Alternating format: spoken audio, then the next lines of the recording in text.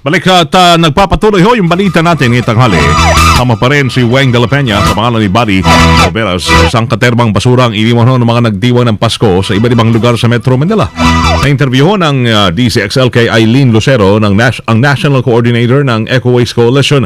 Sinabi nito na ito ay sa kabila ho ng paulit-ulit nilang pakiusap na iuwi ng mga namamasyal, mga tao ang kanilang pinagkainan at iba pang kalat. Base sa pag-aaral ng Eco Waste, bawat isang tao sa Metro Manila ay nagpo-produce siya ng 1 kilo raw ng basura bawat araw at nadadagdagan ito kapag sumapit na ang holiday season. Nakakalungkot na marami sa ating mga kababayan ay gumawa ng dole. Ito yung paglikha ng maraming basura. So, kahit saan tayo tumingin, talaga naman po napakadaming basura na nagkalat. At hindi naman natin yung expect yung kadalasan talaga, wala naman humahakot after the kinabukasan kagad na pagkatapos ng Pasko. Wala naman talaga humahakot ng mga basurero. Samantala ay nagpaalala din si Lucero sa mga dapat gawin ngayong nalalapit na ang bagong taon. Tatlong dapat natin gawin, una bukod din sa talagang huwag na magpapaputok, kung magpapaputok ka at hindi pumutok, kasi marami naghahanap pa ng mga hindi sumabog So huwag po natin gagawin yun, kasi pwede pa yung pumutok ulit. Pero kung ito naman ay kinabukasan ay ating wawalisin, so basain po muna, pagkatapos po ay ilagay sa isang separate na trash bag. So hindi siya pwedeng isama sa mga solid waste o sa mga ordinary waste, kasi ito po ay mga delikadong metable na toxic chemicals sa mga basura. Yun, mag-ingay na lamang daw sa bagong taon kesa magpaputok para makaiwas sa anumang disgrasya o kapahamakan. Talaboso naman ang isang Chinese national matapos itong makuhanan ng sangkaterba ba namang baril at granada raw sa isang kasino sa Pasay City kaninang madaling araw. Nakilala ang suspect na si Jerry C. Base na rin sa na-recover na identification card dito. Nakatanggap po ng tawag ang Pasay Police, may tangkang pagpatay sa loob ng kasino, kung saan isang puting Honda Accord na ang plakay DL5101. Ang patungo doon na may sakay umanong high-powered firearms. Humantong ito sa habulan. Ngunit naharang din ng mga pulis ang sasakyan ng kotse o ng suspect. Nang inspeksyonin ang kotse, tumambad ho sa mga pulis ang 5 baril, 2 anti-riot smoke grenade, 3 hand grenade, 1 electrical taser gun, maraming bala, martilyo. Parang martilyo gang to Pero ito, dami pang ibang bitbit. May palakol at saka may mga patalim, may mga spike at stun gun at mga guantes. Grabe. Mukhang pupuntang gera to. Maliban dyan, na-recover din ho ang isang sachet na naglalaman daw ng maring shabu. Hinala ng mga otoridad.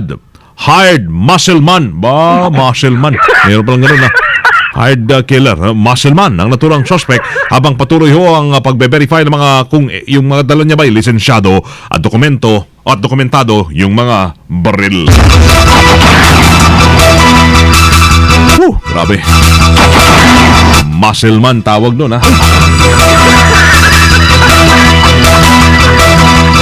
Inoobserbahan pa ho ngayon ang 4 na katao matapos sumingaw at sumabog ang isang tangke ng LPG sa bakery dyan ho sa may kanto ng Samson Road at Lapu-Lapu Street sa Caloocan kaninang madaling araw. Ay lapnuso ang balat ng mga biktimang trabahador ng Park and Go Bake Shop nang isugod sa ospital. Kung saan kinilala ang isa sa kanila na si Rodolfo Villamor. Sa investigasyon, sumingaw mano ang tangke, kaya nga ba mag-ingat ho sa mga gumagamit ng LPG.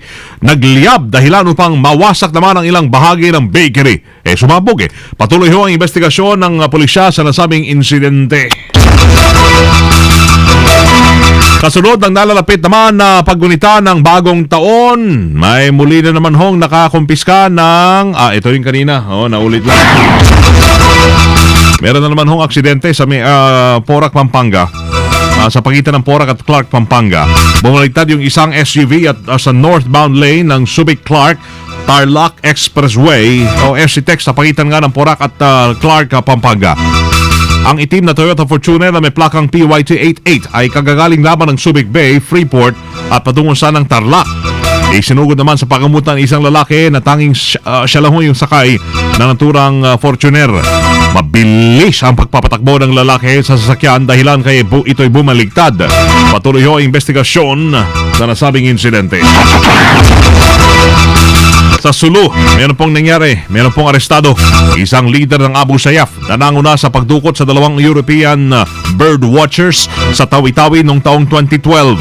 Ang PNP Public Affairs Chief Ruben Sindak, nakilalang nahuling leader na si Haik Azgali o mas kilala sa tawag na Abi Aswad. Tawan umano ng Abu Sayyaf leader na si Radulan Sahiron si Aswad. Nasa Zamboanga City na ngayon ang nahuling Abu Sayyaf leader. Apela mga vendor naman kaunay sa pagbabawal ng pagbebenta ng mga paputok sa Baguio City naman ho to. Personal na dudulog daw yung mga vendor sa alkalde ng sabing lugar para payagan sila makapagbenta kahit lamang ng mga aerial products at iba pang ligtas naman ang paputok gaya ho ng mga fountain. Ihiling mo ng mga firework burners kahit sa December 30 at 31 ay mapayagan na lamang sila ng lokal na pamahalaan na makapagbenta dahil dito lamang sila ho nagkakaroon ng malaking kita. Ay pinagbawal ho ng Baguio City Mayor Mauricio Domogan ang pagbebenta ng anumang paputok sa layuning makaiwas sa anumang firework-related injuries. Parehong may dahilan naman na maganda-ganda, di ba? Nito lamang nakalipas sa taon, batay sa tala ng Department of Health, aabot na sa 15 ang kaso ng mga nabiktima ng paputok. Ayos, yan po yung mga natampok sa Lagablab. First part. Sa 558 Entertainment part naman tayo. DZXL Bulat Palaro. Sports time! Hindi lang, sabi ko sports.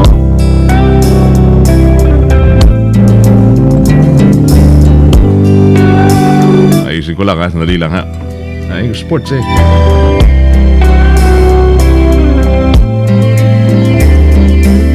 Play us a song we can slow dance on. We wanna hold each other. Para akong babasa ng sulat nito ah. Sige. Ayaw talagang lumabas yung sports. Wala. Ayaw. Ito daw talaga. Sige. Cause it feels so good. Dear Looks like this. Dear Kuya Weng, Let me steal your kiss. Come on, touch me. matapos ho ang Now you can mapangutyang Christmas card na ginawa ni Floyd Mayweather Jr. dance it. kay Manny Pacquiao, ay nagpasalamat naman ang ating pambansang kamao dito. Sabi Kuya Weng ni Pacquiao, papasalamat siya ay Mayweather dahil nagawa siyang maalala nito. At hindi pa rin pala siya nakakalimutan nito. Sabi pa ni Pacquiao, Weng, ay ang Pasko bilang pag-alala sa pagmamahal ng Diyos sa sanlibutan at tinuruan tayo ng Panginoon na mahalin kahit ang mga aaway. Kaya nyo ba yun gawin, Larry? Larry King? Mahalin kahit kaaway? Hindi rin anya siya magsasalita ng anumang nakakasakit, Kuya Weng, sa kanyang kapwa. Sa loob-loob na lang. Loob-loob na lang daw yung mura. Kasi wag lang magsalita. Sa isip, wag lang isalita. At saka wag lang igawa. Opo. Sabi pa, Kuya Weng, sabi ni Manny, abala siya ngayon sa kanyang mga charity sweepstakes office.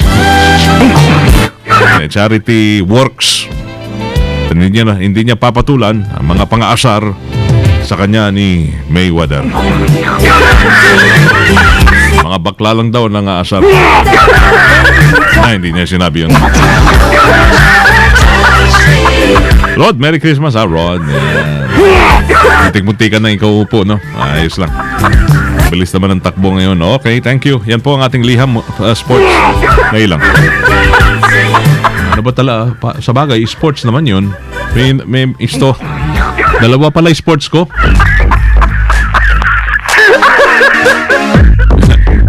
Good time ako kasi sige na nga. Dalawa pala to eh. Ito na nga talaga ang sports. So, dalawa daw. NBA pala to, NBA. Sinamantala ng Miami Heat ang kahinaan ng shooting ng LA Lakers para bigyan ng aginaldo ang kanilang mga diehard fans sa Christmas game nila sa NBA. Nakakuha ho ang Miami Heat ng kanilang ika-6 na sunod na panalo ng pahiyain ng LA Lakers 101-95. Ba nakakaya na score na ba yan? Nice na yan. Ang NBA, ang PBA nga, hindi yung nakakaabot. Nakakaabot ba tayo ng 100 plus? Wala, no? Hindi, no? Meron din, Chard. Meron din pala. Nagle-level up na kayo, ha? Gumanda na ho ang record ng Miami na meron ng 7-0 laban sa Western Conference ngayong season at May 19th straight overall win. Kung ano mo ibig sabihin nun? Sa mga karibal sa West. Ang NBA MVP na si LeBron James ang nagdagdag ng 19 points.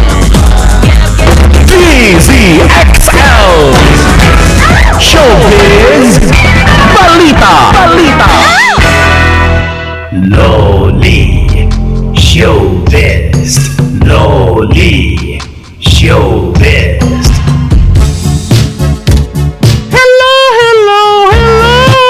Hello, everybody. Hello, Loli. It's me, Loli. Kumusta na? Nananghali na? Wala pa nga eh. Pakain ka naman.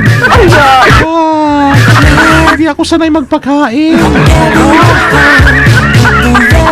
Sanay ako yung kumakain. Siyempre, masarap ang libre. It's me, Loli! Paparapapap, lollipop. Check down na aabangan ng mga fans ang bagong magazine cover ng actress na si Marian Rivera. Biruin mo, ha? FHM magazine cover itong si Ian. Yan ang nickname ni Marian sa bansang Thailand para sa January 2014 issue. Mas napili niyang doon ipakita ang kanyang kabuuan kesa sa inyong mga manyak na Pinoy. Si Marian mismo ang nagkumpirma ng nasabing balita sa kanyang Instagram account. Sabi ng actress, si Marian din ang itinanghal na #1 sexiest women ng FHM magazine sa Thailand. Grabe naman itong mga Thailanders. Mahilig pala kayo kay Darna, kay Jezebel. Ano pa ba yung ginanap niya? Ha? Marimar? Grabe. At least alam namin, maraming lalaki dyan, no? At least hindi nyo type si Ding Dong. Bagay sa Thailand, di ba? Hindi mo rin alam kung sino lalaki, sino babae. Di ba, Rod? Rod, di ba sa Thailand? Di ba may mga beautiful butterfly? It's me! Hindi ako taga-Thailand. Lollipop, rapapap, lollipop. Hindi gasgas, hindi umatras. Alright. Madula. Thank you, Luli. Ito Thailand pala yun. Paano yan? Ha? Manghimagas. Pupunta pa kayong Thailand para makabili lang nun, ha? It's Himagas time. Ito na si Pebi. Hello, kasamang Weng. Magandang tanghali mga kasama. Uan. Upuan. Naitalang pinakamalaking nilikhang gingerbread house ang nasa Texas ngayon. Higit 1 taong ginawa ng grupong The Traditions Club at St. Joseph Health System ito. At matapos ang higit 35 million calories, sa wakas natapos rin ito. May taas lang naman siyang 60 feet at itinayo to sa Mall of America. Para maitayo ang malaking gingerbread house na ito, gumamit sila ng higit 7,000 eggs, higit 1,000 butter, sugar at flour. Sa mga gustong bumisita at magpa-picture, may konting babayaran lamang kayo at ang halaga ay mapupunta sa St. Joseph Trauma Center. Picture lang, may bayad. Oo, mapapicture ka. Ayan yung bonggang bahay. Pwedeng kainin ng yan. Gingerbread house. O kasi gawa naman siya, edible Sa siya. Hindi yan lalanggamin? Yun lang. Hindi na. Ayos, no? At yan po ang balitang pahimagas kung DCXL Sin Won Chong Sin Washer Phoebe Tatak Armen. Salamat ha, PB. Aha!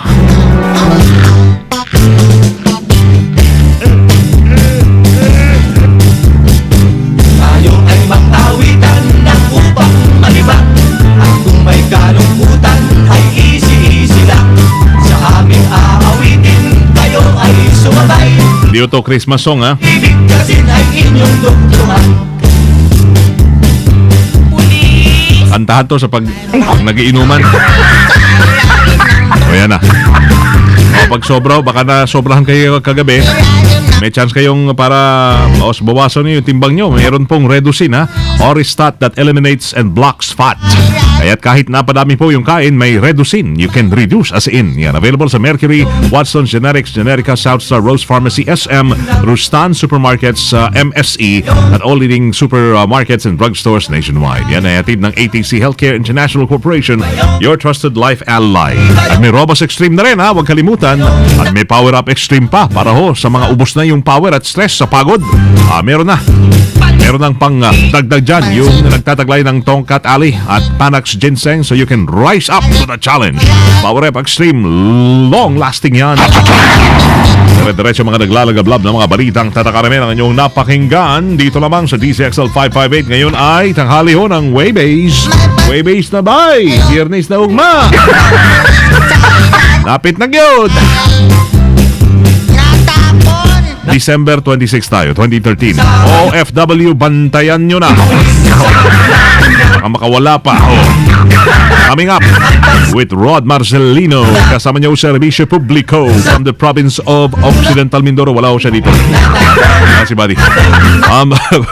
The city of Zambo. Eliseo Primo Herma. Linya niya, nabasa ko. Weng de la Peña. Tatak. Tatak RMN. Naglalagablab na mga balita. Sumayin niyo ang 15 minutong kalipunan ng mga pinakahuling kaganapan sa Kalakang Maynila sa ating bansa at saan mang dako ng mundo. Naglalagablab! Dito lamang sa Unang Pihin DZXL 558, ang bagong kasama mo!